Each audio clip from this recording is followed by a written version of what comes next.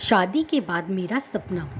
दिव्या, सुनो तो ज़रा, ये फॉर्म लाया हूँ रेवा की कथक डांस क्लास के लिए। चेक करके भर देना। परसों से 4 बजे की क्लास है। ठीक है, मैं लाना ले जाना कर लूँगी। कब से कब तक है क्लास? हफ्ते में 3 दिन, सोम, बुध और शुक्रवार को। ठीक है। कफिश फॉर्म हाथ में देकर चला गया और दिव्या उस फॉर्म को हाथ से सहलाकर ऐसे महसूस कर रही थी मानो अपने बचपन को जी रही हो। कितना पसंद है उसे डांस, ये कोई नहीं जानता, क्योंकि उसने कभी किसी को जताया ही नहीं। मायके में पापा के डर से कभी खुलकर ना डांस किया, ना कभी डांस के बारे में बात की। डांस के पापा सख्त खिलाफ थे। उनके पास डांस के लिए केवल 2 ही शब्द थे, भांड और नचनिया। पापा के हिसाब से डांस अच्छी घर की लड़कियों को शोभा नहीं देता था। आज पापा नहीं है, पर उनके बिठाए विचार कहो, संस्कार कहो या डर, आज भी नृत्य से अपना अनकहा प्यार अकेले में जताती है दिव्या।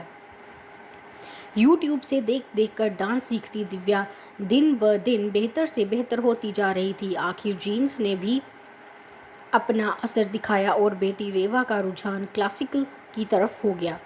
कविश उसके पिता से बेहतर पिता निकले और बेटी की चाह पूरी करने में कोई देर नहीं की। अब परसों से वो भी नज़दीक से अपने प्यार यानी डांस को पनपते उभरते बदलते देखेगी। आज दिव्या रेवा को लेकर उसकी डांस क्लास आई है। उसका बड़ा मन है कि वो डांस क्लास को लाइव देखे, पर कहीं डांस टीचर ने मना कर दिया तो वो अंदर की गई। करीब 50 साल की एक महिला ने स्वागत किया। दिव्या को जाने क्यों उनसे मिलकर एक अलग ही सकारात्मकता का अनुभव हुआ। ये देखकर उसकी खुशी दोगुनी हो गई कि वहाँ पेरेंट्स का बैठना अलाउड है। वो एक छोटा सा स्टूल खिसका कर वहाँ बैठ गई और खो गई कथक की तान में। आज उसे ऐसी खुशी मिल रही थी मानो किसी अनाथ बच्चे को किसी परिवार ने अपना लिया हो। डांस क्लास खत्म हुई। दिव्या सोच रही थी काश आज ये समय थोड़ा धीरे चलता। सब लोग बाहर चल दिए, रेवा की डांस टीचर भी। सुनिए, रेवा की डांस टीचर पूर्णिमा जी ने पीछे से आवाज़ दी। सब लोगों ने मुड़कर देखा तो उन्होंने दिव्या की तरफ इशारा किया। दिव्या बेटी को वहीं पर रोक कर उनके पास गई। आपको डांस बहुत पसंद है ना? बिना लाग लपेट उन्होंने पूछा। जी बहुत ज़्यादा, पर आपको कैसे? दरअसल डांस मेरी नस नस में है। किसी की आंखों में देखते ही समझ जाती हूँ डांस के लिए उसका जुनून कितना है। ओह अच्छा, अब मैं चलूँगी, ज़रा रेवा के पापा आने वाले हैं। शायद दिव्या आने वाले सवालों को समझ चुकी थी और बचना चाहती थी। आप डांस सीखेंगी? वही सवाल जिसका जवाब दिव्या को नहीं देना। नहीं तो मैं कैसे, क्यों नहीं? अब इस उम्र में क्या बात कर रही हैं आप? कुछ सीखने की कोई उम्र नहीं होती। जी मतलब घर पर मैं कैसे सबको बताऊंगी? वैसे ही जैसे कोई आम बात बताती हो। डांस ही सीखना है, कोई अपराध करने नहीं जा रही हो। जी कोशिश करूंगी। इतना कह दिव्या वहाँ से निकल गई। पर जाने क्यों आज इन बातों से उसे अलग सी ऊर्जा महसूस हो रही थी। रात को खाने के बाद सब अपने कमरों में चले गए। दिव्या बात करने की हिम्मत जुटा कविश के पास बैठ गई। उंगलियों को कभी आपस में फंसाती, कभी गर्दन को दाएं बाएं घुमाती, गहरी सांस भरती, पर कुछ कह न पा रही थी। क्या बात है? कविश ने दिव्या के पास खिसकते हुए पूछा। वो आज रेवा की डांस क्लास में उसकी टीचर कह रही थी।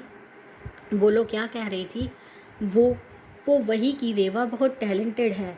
वही? बेटी किसकी है आखिर? कविश ने मुस्कुराते हुए कहा। धड़ धड़ दिव्या का दिल धड़कने लगा था। कैसा डर था ये जो बिना कहे ये हालत हो रही है। कविश बहुत ही अच्छे पति हैं, उनसे क्या डर? अच्छा दिव्या, एक बात बड़ी हैरानी वाली है ना? क्या? डांस का शौक ना तुम्हें है ना मुझे, फिर भी देखो रेवा को ये हुनर गॉड गिफ्टेड है। अगर मेरी बेटी चाहेगी तो इसी में कैरियर बनाएगी। आप बहुत अच्छे पिता हैं। अच्छा, और पति कैसा हूँ? वो भी बहुत अच्छे हो। तो अब बताओ कि असली बात क्या है? कुछ भी तो नहीं? दिव्या, मैं आखिरी बार पूछ रहा हूँ, फिर पछतावे में मत रह जाना। वो मुझे डांस सीखना था। दिव्या ने एक ही सांस में अपनी बात कह डाली। तुम्हें कब से डांस का शौक हो गया? बचपन से। इतना कह दिव्या ने अपने डांस के शौक और पति के विचार के बारे में सब कुछ बता दिया। ओहो यार, कभी मुझे एक ठुमका तक ना दिखाया तुमने तो। भाई पहले हमें ऑडिशन दो, तब आगे बात करेंगे। हटो, आप तो मजाक उड़ाने लगे। अरे नहीं जी, मजाक नहीं है ये। मेरी दिव्या पहला डांस मुझे दिखाएगी, बाद में किसी और को। मतलब मैं सीख सकती हूँ? बिल्कुल सीख सकती हूँ। ओह, ये सब तो बहुत आसान था, मैं वैसे ही डर रही थी। क्यों भाई, मैं तुम्हें जल्लाद टाइप पति लगता था क्या? नहीं नहीं, शायद डर मेरे अंदर ही था, पर अब निकल गया। Very good. अब कमाल धमाल डांस सीख कर सारे रिश्तेदारों को चौंका देना अतुल की शादी में। अच्छा जी, हाँ जी, और अब ज़रा इधर तो आओ। अरे जाओ, मुझे काम है अभी किचन में। भाई वाह, ये सही है, अपनी बात करी और खिसक ली, और मेरा क्या? आपका ही तो सब कुछ है। आप नहीं जानते, शादी के बाद आपने मेरा कितना बड़ा सपना पूरा किया है।